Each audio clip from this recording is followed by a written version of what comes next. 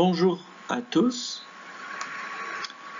Permettez-moi aujourd'hui de vous présenter le module de chirurgie cardiovasculaire, donc le chapitre 1. Et on commencera par les généralités en chirurgie cardiovasculaire.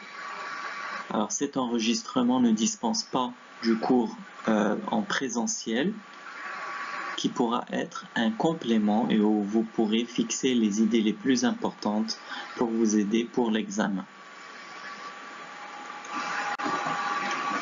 Alors, notez bien les objectifs pédagogiques de ce chapitre. Il faut savoir définir la chirurgie cardiovasculaire et ses principales interventions chirurgicales, citer les indications, les avantages et les inconvénients de la sternotomie médiane verticale complète, assimiler les principes de la circulation extracorporelle et de la protection myocardique. Citer les facteurs de risque de mortalité opératoire en chirurgie cardiovasculaire et enfin diagnostiquer les principales complications post-opératoires.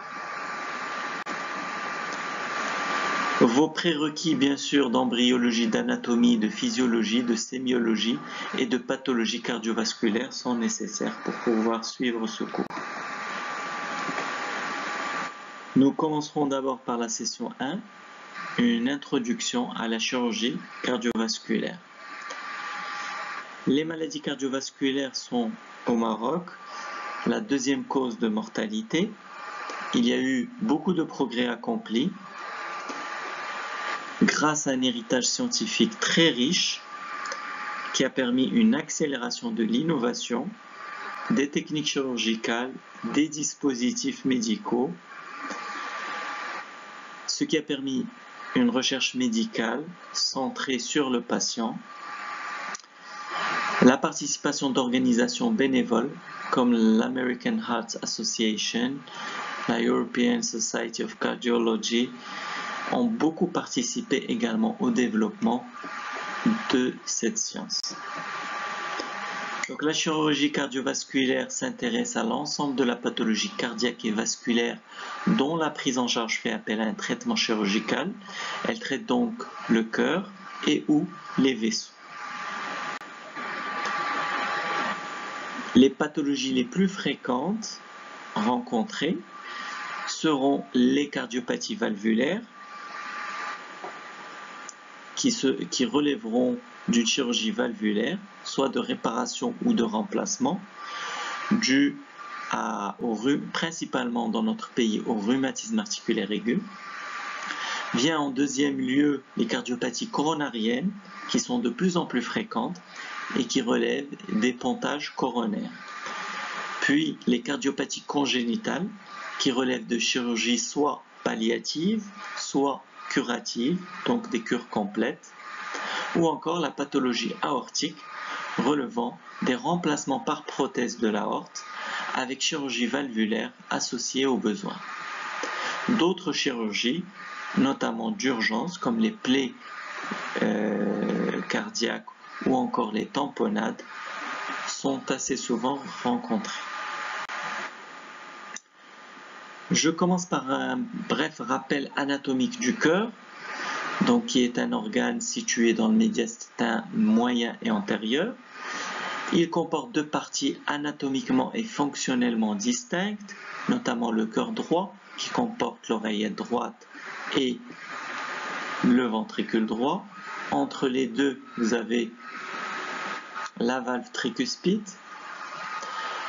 Du côté gauche, le cœur gauche, donc l'oreillette gauche et le ventricule gauche, qui sont séparés par la valve mitrale. La sortie du ventricule gauche se fait postérieure vers l'aorte, alors que la sortie du ventricule droit se fait antérieure vers l'artère pulmonaire. Donc les oreillettes et les ventricules sont séparés comme des valves, les valves auriculo-ventriculaires comme je viens de le dire, et les ventricules et les gros vaisseaux seront séparés par les valves sigmoïdes qui sont les valves pulmonaires ici et derrière la valve aortique. à la sortie du ventricule gauche. Je rappelle aussi la circulation coronaire. Vous avez au niveau de l'aorte ascendante, du sinus de Valsalva antéro-gauche, le départ du tronc commun gauche qui va cheminer en direction du sillon interventriculaire antérieur, puis va se diviser en deux branches, une branche qui va se continuer dans le sillon interventriculaire antérieur et qui est l'artère interventriculaire antérieure, qui va donner des artères diagonales vers le ventricule gauche, des artères septales dans l'épaisseur du septum. L'artère interventriculaire va contourner la pointe pour aller s'anastomoser à l'artère interventriculaire postérieure qui est une branche de l'artère coronaire. La deuxième branche du tronc commun gauche, c'est l'artère circonflexe qui va s'infléchir à 90 degrés vers la gauche. Elle va cheminer le long du sillon auriculo-ventriculaire gauche, contourner par la gauche et aller s'anastomoser à une branche de l'artère coronaire droite. Cette artère circonflexe va donner des artères descendantes qu'on appelle artères ou branches marginales et qui vont vasculariser la paroi latérale du ventricule gauche. Maintenant, passons à l'artère coronaire droite. Elle va prendre naissance au niveau de l'aorte ascendante, au niveau du sinus antéro-droit. L'artère coronaire droite va cheminer dans le sillon auriculo-ventriculaire droit. Elle va donner des branches descendantes qui vont vasculariser le ventricule droit, qu'on appelle marginale droite, et des artères ou des branches ascendantes qui vont aller vasculariser l'oreillette droite.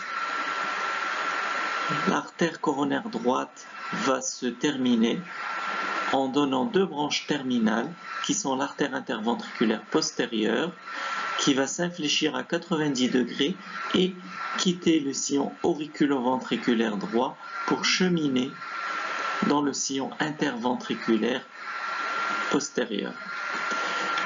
Cette branche est alors appelée l'artère interventriculaire postérieure. Elle donne également une deuxième branche terminale qui est la branche rétroventriculaire postérieure qui va aller vasculariser la face inférieure du ventricule gauche.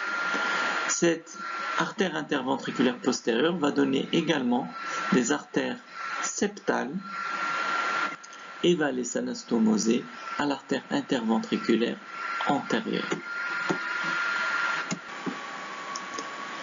Le drainage veineux du cœur va se faire en suivant les artères coronaires dans le sens inverse et il va être réalisé au niveau du sinus coronaire qu'on voit ici à ce niveau qui va lui-même se jeter dans l'oreillette droite.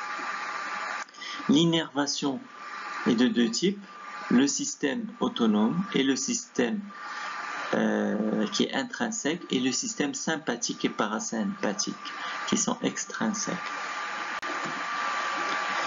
Un bref rappel de la physiologie. La fonction principale du cœur, c'est la fonction pompe. Il doit assurer un débit systémique.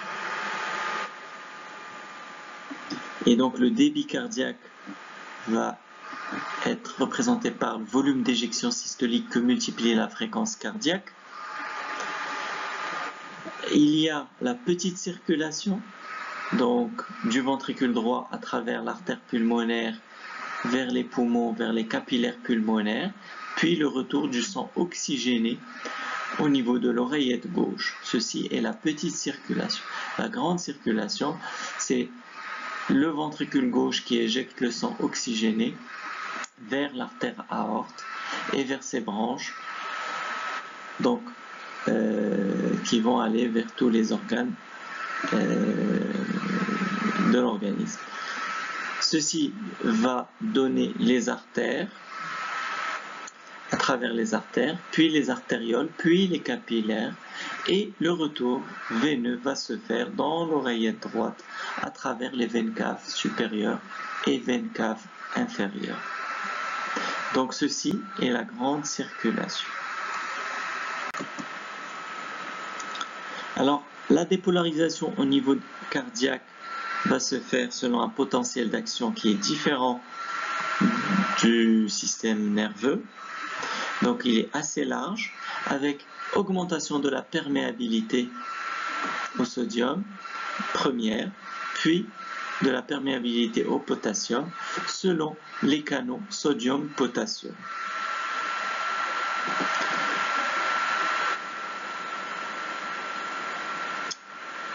La ventilation, sur le plan pulmonaire, est très importante et elle est très intimement liée à la fonction du cœur. Donc le gaz inspiré puis expiré, on appelle ça la ventilation. Le gaz qui arrive avec une FiO2 au niveau de l'alvéole, c'est la ventilation alvéolaire. Puis la diffusion alvéolo-capillaire à travers cette membrane, puis le transport des gaz par le sang, ce qui nous donne un contenu en oxygène. La circulation extracorporelle, en deux mots, son utilité est très importante en chirurgie cardiovasculaire. Pourquoi? C'est pour le traitement chirurgical des lésions, car le cœur est un organe vital, il assure une petite circulation, il assure une fonction de pompe, c'est un organe qui est également mobile, donc il est plus facile de le réparer quand il est immobile, et c'est aussi un organe qui est plein de sang, donc il vaut mieux décharger l'ensemble de ce sang dans une circulation extracorporelle et dans un réservoir veineux. Donc la circulation extracorporelle est une circulation qui procure un confort chirurgical tout en donnant une suppléance de la fonction pompe qui permet d'arrêter son activité de façon temporaire et de la reprendre en fin de circulation extracorporelle et qui permet de la vidange cardiaque du sang. Il faut aussi le protéger.